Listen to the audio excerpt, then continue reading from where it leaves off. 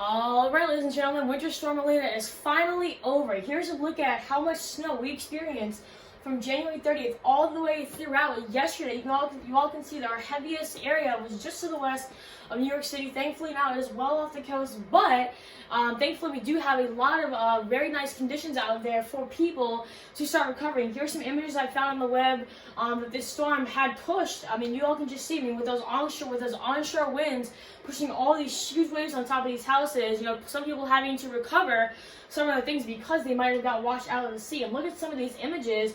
Some people are having to literally now, get all that snow off their cars because, we got several feet of snow, possibly over 4 feet of snow in some places. So people are having to get all of that snow off their cars to get to work. And now we're going to be seeing another system come down.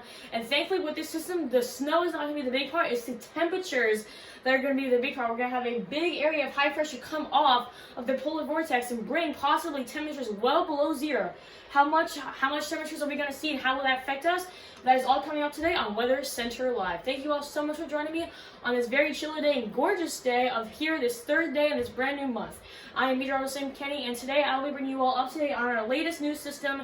In case you do not know, it does not have a name yet, but that is also subject to change as you go throughout the next few days. And as I just said, the big picture with the system is not going to be the snow like with Winter Storm Elena. It's going to be the temperatures that it's going to bring. I just told you that this system is going to bring off a piece of the polar vortex that will bring some people's temperatures at night well below zero. So here's a kind of look at what's going on.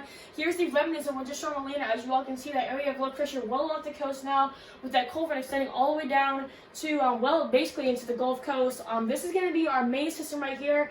There's that area of high pressure that I was talking about, bringing all that cold air down from the polar vortex. So here will be our cold front that will bring all of our precipitation. So obviously both of these ingredients mixed together, very cold temperatures, and obviously precipitation will make out for some snow, but thankfully we're not going to see as much snow as we did with Winter Storm Elena. Now let's go ahead and get into some of the alerts that we're seeing. So you all know, anytime we see that pink, that is a very big, dangerous thing, because that is a blizzard warning. And as I've said in my past videos, what a blizzard warning means, is that you need to be ready for blizzard conditions, several inches of snow, very cold temperatures, possibly dusting snow at times, and wind gusts, possibly up to tropical storm force winds, which is about 60 to 70 miles an hour. So definitely, if you're just to the north of Des Moines, Iowa, right in the center of Iowa, definitely be ready for blizzard conditions. Now, let's go into the winter storm warning. That includes places of Broken Bow, Nebraska, and then Omaha, Nebraska. And then as you get into the little light areas, that is where we have winter storm watches. So let's time this out for you, starting at Thursday. So basically anywhere from Kansas City, stretching all the way basically to the east of Indianapolis in the central parts of Ohio, that's going to be our mixing line, depending on how warm the temperatures will be up in the atmosphere. Any place south of St. Louis, Missouri will be that rainy spot. And then basically anywhere north of Milwaukee or Chicago will be the snowy side. So places like Omaha, Nebraska, Des Moines, Iowa, Minneapolis, Minnesota will be getting into some of that snow. And also Minneapolis, Minnesota will be one of our bullseye areas for the coldest temperatures. Now, let's really go into Friday. This system will be a very fast mover, unlike Winter Storm Elena, which was a very slow mover. So here's Friday, basically a huge mass. Thankfully, it'll be a whole rainmaker for the I-95 corridor, with plenty of rain stretching basically throughout the whole entire western part of Pennsylvania. As you get into Philadelphia, that might be where some possible mixing happens, but basically anywhere in the central and western parts of the state is where we're going to be fighting most of that snow. Basically the entire state of New York, with exceptions for parts of the west, might be in some of that snow. As you get into the New England areas, parts of Rhode Island, which got all snow, this is going to be a rainmaker for you. So any snow that was out there will be melted as you get into the next few days. So unfortunately, if you like to play in the snow, you're going to have to do it while it lasts, because it's really not going to last for that long. And as you stretch into the northern tier, as you get into New Hampshire, Vermont, and then even into Maine, that's where we're going to be seeing some of those snow showers still lingering around. And as you get into Saturday, our next system will come down.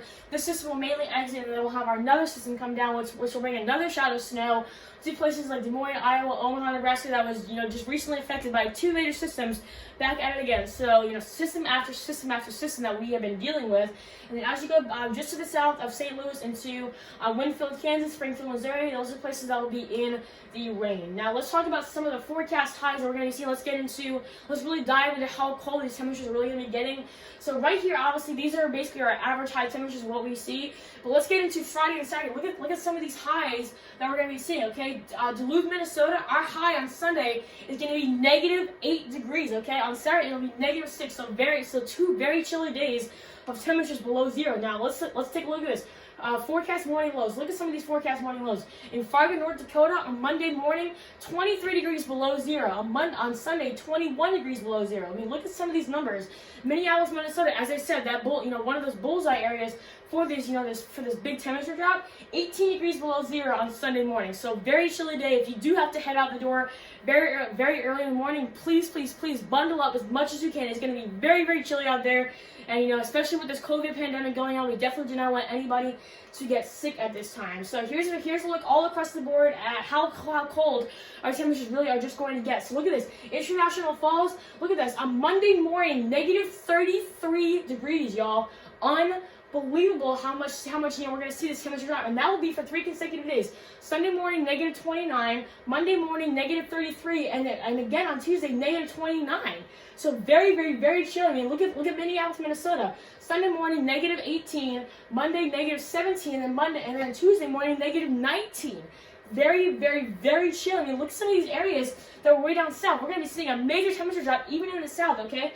Nashville, Tennessee, right on that freezing mark there on Sunday, a little bit colder than that on Monday and Tuesday, but still very, very chilly. Another place, Charleston, West Virginia, topping out at 29 degrees on Sunday, even getting even colder on Monday at -23, and then warming up just a smidgen to 26. But still very, very chilly, and unlike anything we really see at this time of year. So that is all I have for you all today. I forgot to change that out. Excuse me for that. Winter storm Elena is gone now, so just picture the snowy background there with that winter storm Elena, because winter storm is gone. All that remains from it is just the impact. So that is all I have for you all today. Thank you all so much for watching. Please be sure that you are staying tuned to both my YouTube channel and my website, because I will be definitely posting more updates on this system and the temperature and the huge temperature drop that some people are going to be seeing throughout the next few days. So please be sure, as I said, to be staying tuned to both that website and this channel, so that way you do not miss out on a single video. So once again, that is all I have for you all today. Thank you all so much for watching. I hope you all have a great rest of your day.